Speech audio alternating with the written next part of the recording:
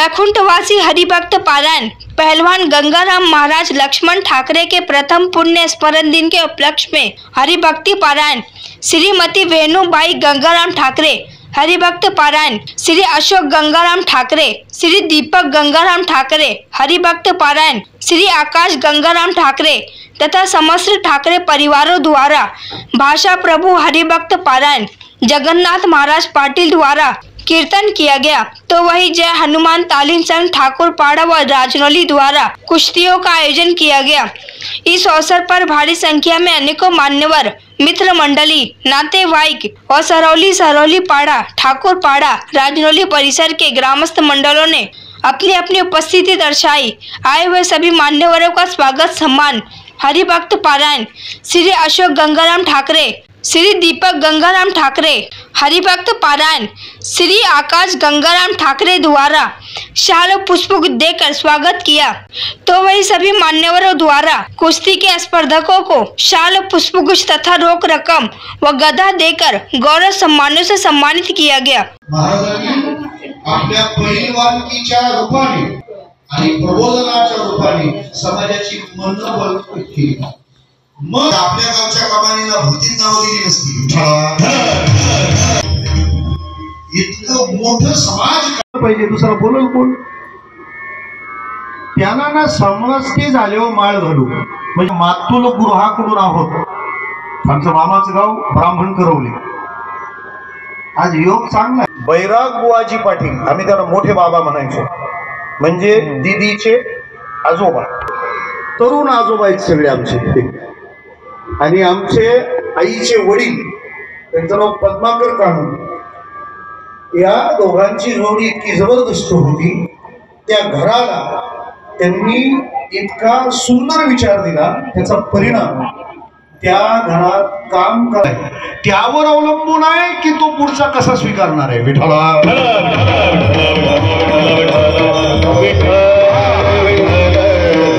मला म्हणायचं तात्पर्य आणि इतकंच आहे की तो आभासी होण्याची शक्यता आहे, कारण त्यांची सरली साठवणीला हरी यावरून तो अभंग संतपर असावा असा गैरसमज होऊ शकतो। हा अभंग दिसताना संतपर आहे आणि तो असताना उपदेशपर आहे। ते कापड उन्हात वेगळं दिसतं आणि ते कापड सावलीत वेगळं दिसतं। काही माणसं श्रीमंतीत वेगळी दिसतात, काही माणसं गरिबीत वेगळी दिसतात। तसा हा अभंग स्वरूपाने वर आकाराने दिसताना संतपर आहे, कारण सगळं वर्णन संताच आहे।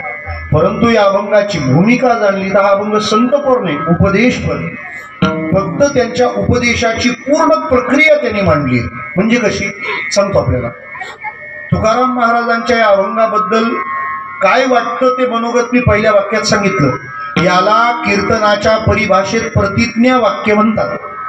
प्रतिज्ञा वाक्य म्हणजे त्या सगळ्या अभंगात काय सांगितलंय ते एका ओळीत मांडलं जातं, त्या ओळीला प्रतिज्ञा वाक्य असं म्हणतात। काय प्रतिज्ञा वाक्य या अभंगाचं?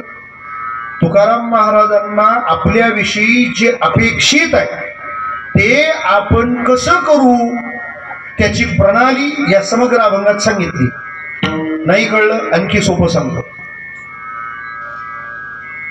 ते हात धुवायच्या साबणाची जाहिरात असते, काय म्हणतात त्याला? हा, हँड वॉश। हा, हे तुम्ही आता मराठीत सांगितलं मला। विठ्ठला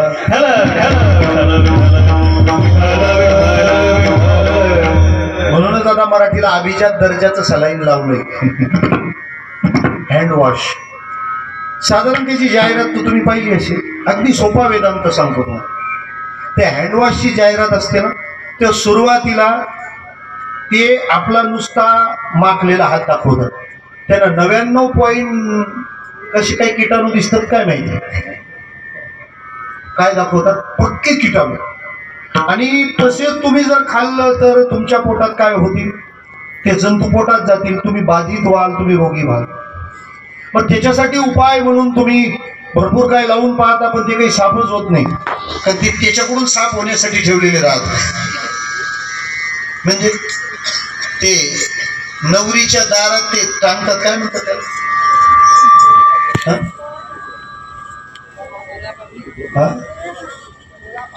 नेमकं नाव सांगा. कोला पापडी असंच. आता प्रत्येक गावात काय आजीचं काय म्हणणं पाहतो का. आता ते कोणी पण तोडू शकतं, पण त्या दिवशी ते नवऱ्यासाठी ठेवतात विठ्ठला. तसं यांना ते जाहिरातीच्याच साबणाने ती किडे घालवायचे असतात. त्यामुळे तुम्ही सगळं वापरलं पण ते काही गेलंच नाही. मग त्या जाहिरातीतला साबण तुम्ही घेता, तो आणि असे हात धुता आणि परत पाहता तर सगळी किटाणू गेली. किती सोपं आहे.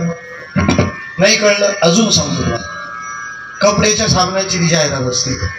ते पोरग पक्क माखून येते, दाग बहुत अच्छे होते, पक्क माखून येतो. बरेच साबण लावता तुम्ही, काय होत नाही. पण त्यांचा लावल्यावर सफेदी विठ्ठला. वेदांत इतकाच सोपा आहे. उगाच कठीण लोकांनी कठीण करून ठेवलाय.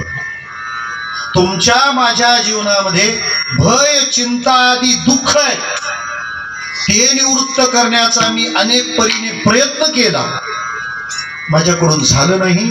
पण जेव्हा मी संतांनी सांगितलेली साधना करतो त्यानंतर भयचिंतातच जातेच, पण बऱ्याचशा गोष्टी माझ्या जीवनामध्ये मला लाभतात. ही जर शिकवण्याची पद्धत असेल तर महाराजांना असं वाटतं की आपण सगळ्यांनी भजनाने हरिप्राप्ती करून घ्यावी.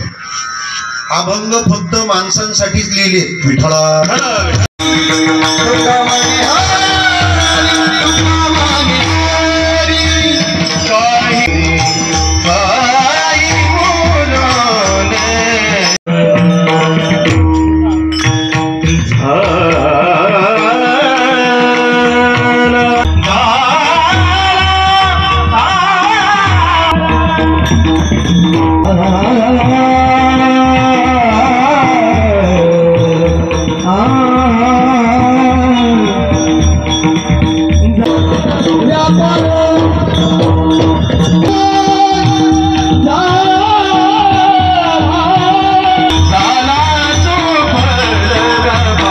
लक्षात घ्या, सामान्य माणसाचा शेवट आणि हरिभक्ताचा शेवट सारखा नसतो.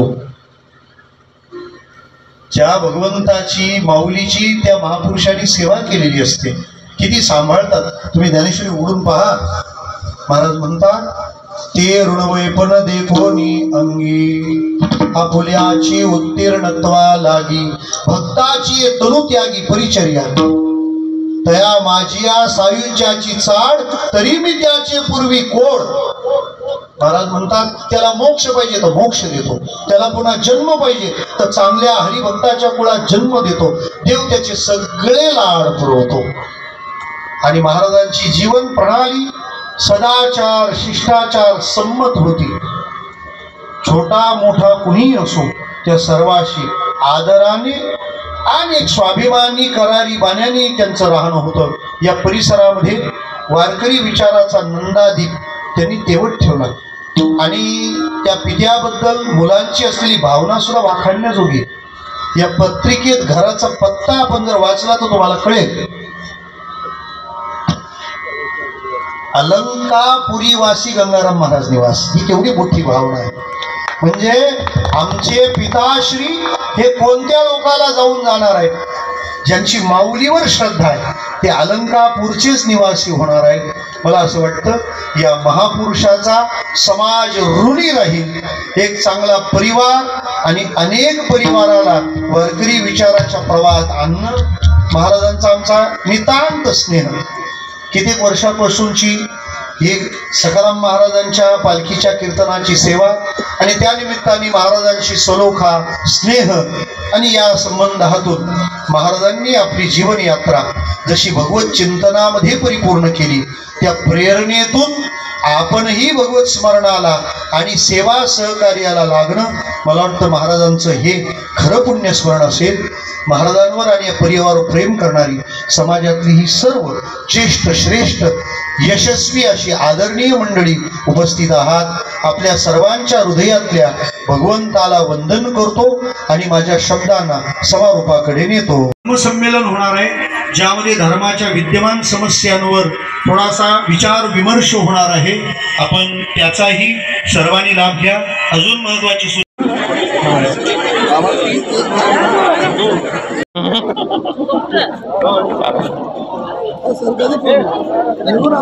बाबांना सोडवलं चला म्हटलं तर कार्यक्रम जाऊ बाकी आधी नमस्कार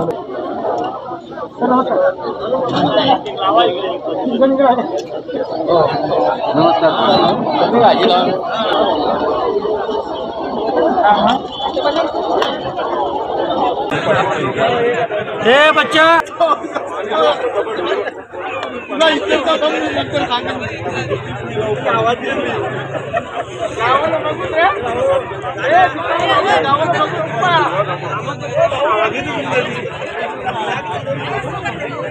ज्ञानेश्वर केरे पेलवान इथे आव्हान देण्यासाठी आलेले आहेत.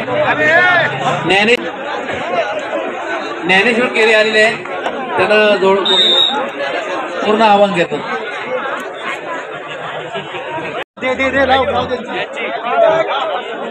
ज्ञानेश्वर केरे फिरत आहे, त्यांना जोड द्या.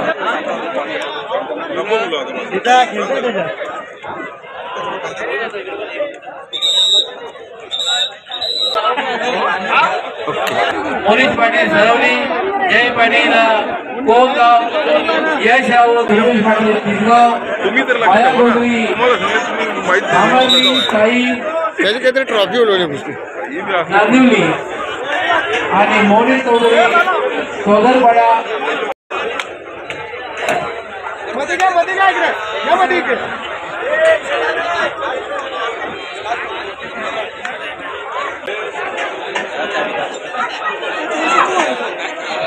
परिषदेचे प्रतिनिधी महाराष्ट्रामध्ये महाराष्ट्राच्या बाहेर जिल्हा तालीम संघाचे अध्यक्ष सुरेशदादा पाटील यांच्या खांद्याला खांदा लावून कुस्ती वाढवण्यासाठी शेवटच्या क्षणापर्यंत सर्वांनी शेवटची मार्गाची व्हिडिओ पाहिली असेल. म्हणजे यमाला सुद्धा आव्हान केला कुस्तीचा दंड वाजवून असं या कुस्तीवर आजरामर असं प्रेम करणारे आमच्या सर्वांच्या वस्तात आणि खरोखर कुस्ती क्षेत्रामध्ये असतानाच हरिभक्त पारायण म्हणून त्यांनी सुरुवात केली आणि पहिलं कीर्तन आम्ही आमच्या कोंडगावमध्ये ठेवलं आणि तेव्हापासून महाराज संपूर्ण महाराष्ट्रामध्ये उत्तम असे कीर्तनकार झाले आणि सर्वांना कुस्ती आणि वारकरी संप्रदाय वाढवण्यासाठी अहोरात्र मेहनत घेतली. मागच्या वर्षी जिल्हा तालीम संघाच्या शास्त्रीय स्पर्धेमध्ये शेवटचं स्पर्धा होती. त्या स्पर्धेला महाराज आवर्जून उपस्थित राहिले. तेव्हापासून वर्ष कधी गेलं हे आम्हालाही समजलं नाही. नुसतं सरवली गाव ठाकूरपाडा गावावरच शोकाकुल किंवा शोकाकुल झाला असं नाही तर संपूर्ण कुस्ती परिवार वारकरी संप्रदाय सुद्धा शोकाकुल झाला आणि महाराज आजरामत राहिले पाहिजे. त्यांनी केलेले कार्य सुरू राहिलं पाहिजे म्हणून डबल कोकण केसरी दीपक ठाकरे आणि त्यांचे पुतणे विनोद ठाकरे, सरपंच सचिन ठाकरे याच हप्त्यामध्ये विनोद वसंत ठाकरे यांच्या घरी हरिनाम सप्ताह झाला. कालच त्या ताल्याचं कीर्तन झालं आणि आज त्यांचे काका आमच्या सर्वांचे वस्ताद महाराज गंगाराम ठाकरे यांचं सकाळपासून सर्व विधीचा कार्यक्रम आटपून कीर्तन ठेवून महाराज जगन्नाथ महाराज पाटलांचं कीर्तन होतं. दुपारी जेवण झालं. आता स्पर्धा आणि स्पर्धेमध्ये चांगल्या प्रकारची स्पर्धा त्यांनी या ठिकाणी भरवलेली आहे आणि खरोखरच या परिसरामध्ये जी कुस्तीची परंपरा काही कालावधीमध्ये स्पर्धेची बंद झालेली होती ती महाराजांच्या स्मृती दिनानिमित्त पुन्हा एकदा सुरू झालेली आहे. ही अशीच परंपरा सुरू राहील याबद्दल तील मात्र अशी शंका नाही.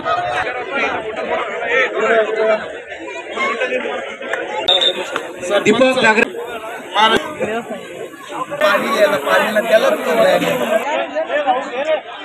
या डावाने तिथे घाबरत होतं. ते लक्ष लावून असलेले प्रेक्षक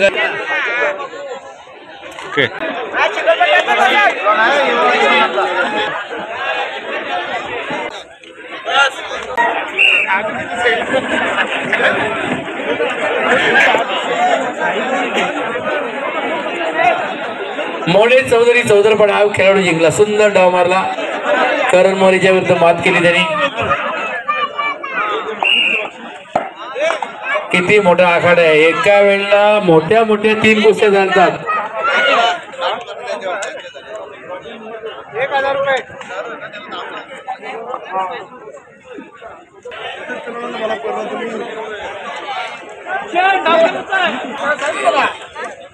सर इकडे बघा. ओके.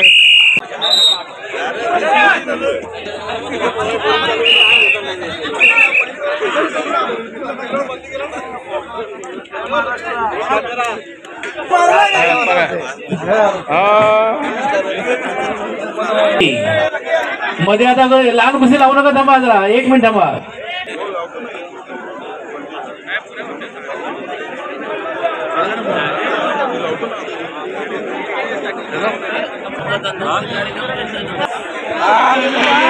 चाललेली आहे. थंडी झालेली आहे. थंडी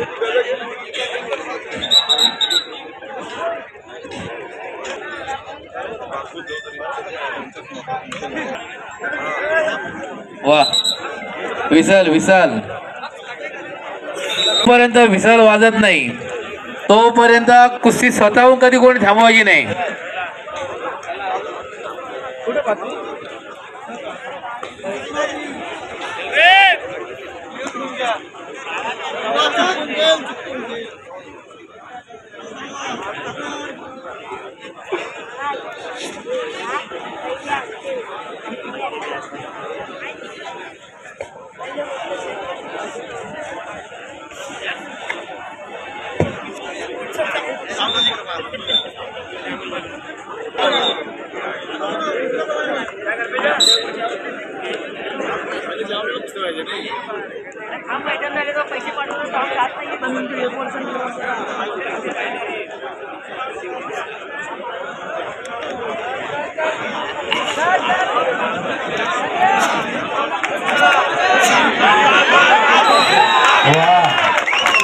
आणि संपलेल्या कुस्तीमध्ये मडवी गाव कुठला सापाड युवराज मडी झाला. आपण जोडीदार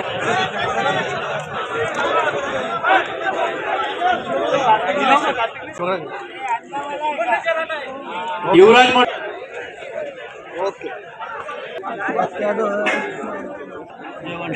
नितीन राऊत आनगाव. आपण यायचंय सत्कार स्वीकारण्याकरता. नितीन राऊत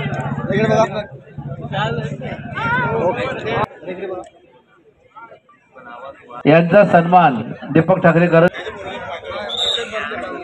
अशोक कुमारच्या अंडर मध्ये सराव केलेला आहे असे राकेश कुमार भंडारी अशी कुस्ती होणार आहे. आणि श्रीराम धोंड्याला वेळ द्या.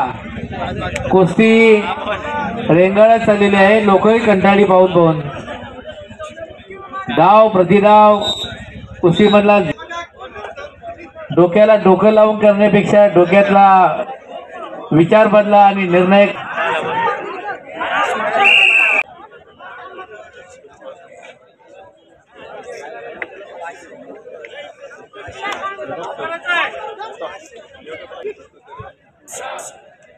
दत्ता तरे आणि विष्णू ठाकरे आपण सन्मानाचा स्वीकार करण्याकरता यायचंय. विश्वनाथ ठाकरे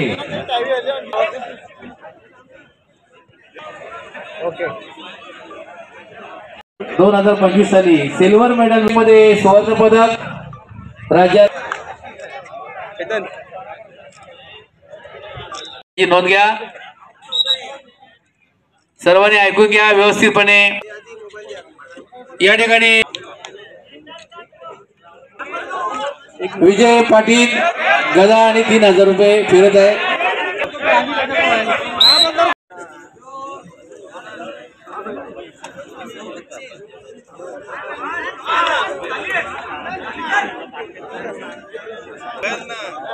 आणि आणि त्याला चिठी द्या, युवराज पाणी चिठी द्या.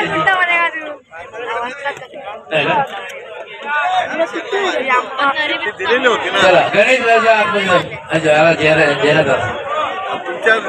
जयनाथ चला नो जल्दी आइए. नाशिक येवला. एक मिनिट, तो गदा कुठे ठेवला? मार्का आहे ना गदा. विकास जा ना आतमध्ये. एक मिनिट प्रज्वल, शेवटची कुस्ती आहे. शेवटच्या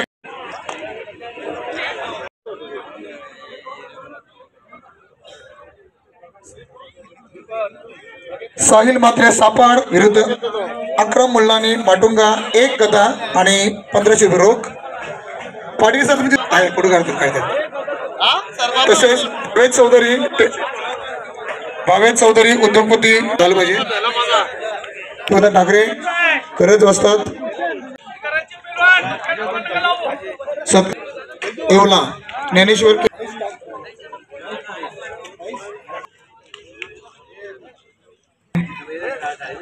त्यांचा सत्कार सन्मान होत आहे.